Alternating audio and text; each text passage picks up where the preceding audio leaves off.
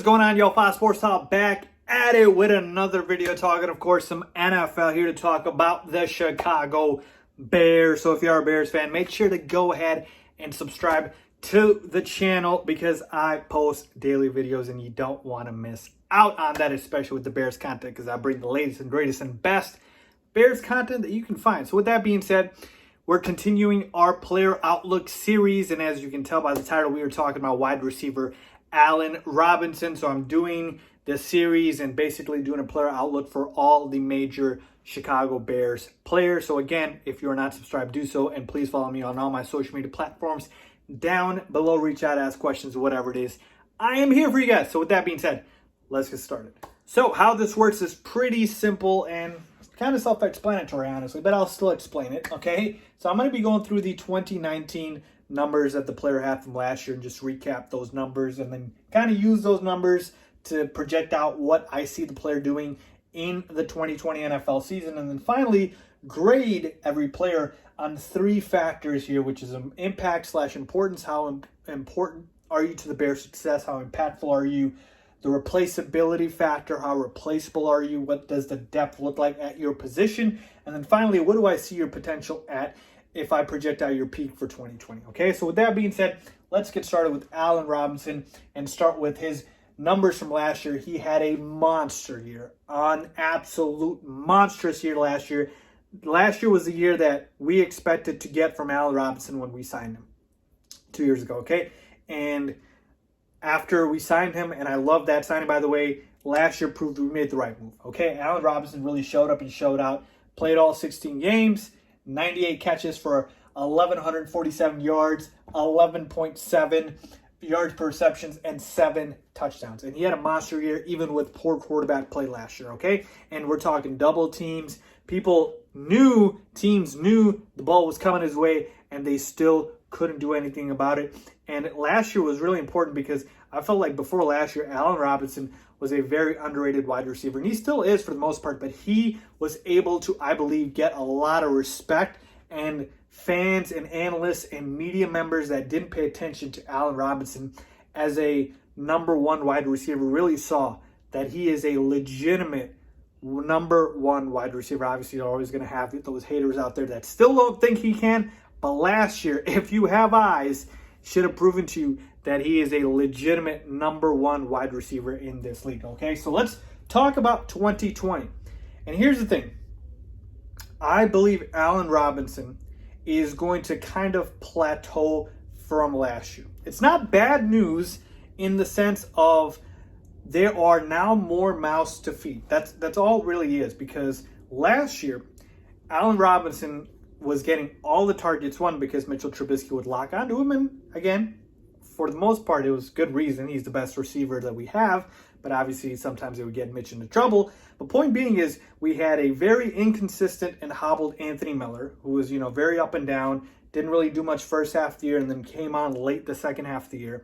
Our third receiver was virtually, not even there. I mean, it was kind of juggling between guys like Riley Ridley, Jawan Wims, guys like that. Our tight end group was an absolute mess, okay? We're talking about, Trey Burton, who was hurt all year, J.P. Holtz, Jesper Horsett. These are practice squad guys, okay?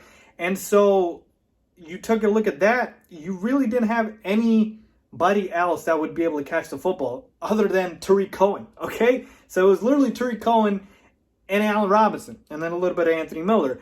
But other than that, nothing. So this year, you've got a number of new additions. We've got, obviously, Jimmy Graham, our tight end free agent signing. Now, again, I don't expect big things from Jimmy Graham, but he's still a guy that can take a number of balls away from Allen Robinson. Then we've got our second-round pick in Cole Kmet, who I expect to have an impact and catch a number of balls as the best tight end in the draft this year. Okay, so I think he's going to see the field. So right off the bat, the tight end group is completely improved and revamped from last year, and so they're going to command some targets. And then we've added a number of receivers. Ted Ginn Jr. from the New Orleans Saints, who to me I believe is going to be now a legitimate wide receiver number 3. He's going to take some balls away from Allen Robinson. Then we've got guys like Darnell Mooney. He's a rookie. Now, I don't expect him to make much of an impact. It's his rookie season, but certainly another guy to keep an eye on. and then obviously guys like Riley Ridley going into their next year, and so you expect the progress to be there. And of course, a natural progression from Anthony Miller. I expect him to be a much bigger part of the offense this year, okay? So I expect his numbers to improve and the ball to go his way more. And we have the fact that we could have a potential new quarterback in Nick Foles that would be starting potentially over Mitchell Trubisky. And who knows how the rapport with Allen Robinson is going to be. Now, I don't doubt that it will be good, but I'm just saying you have to keep that in mind. So there are a number of factors here that are kind of saying that Allen Robinson won't have the same year as he did last year, but he will have a more efficient year. So let's take a look at projecting out for 2020. Let's say you do 16 games again, obviously. I'm looking at a drop off to about 80 to 85 catches. Probably on the higher end of that, by the way, to 85. But again, I just listed to you a lot of the guys that could take away his catches. So I know 98 was a lot last year. But here's the good news. I still expect Allen Robinson to get about 1,100 yards because I believe his yards per reception will be higher. So I have it around 13. So I still expect Allen Robinson to put up about 1,100 yards. You know, maybe on the conservative end, you could do 1,000, but obviously it'll be somewhere between this, more so on the higher end. And then as far as touchdowns, I see him getting more touchdowns. He had 7 last year. I'm going to say Allen Robinson has another touchdown this year. So 8 TDs. So again, less catches, but higher yards per reception. So he's more efficient, but around the same yardage because of the efficiency. Okay. So like I said, I'm not saying a drop off. I'm just saying more of a plateau, if you will. Okay. And then finally, let's take a look at these 3 factors here. Let's take a look at first impact and importance.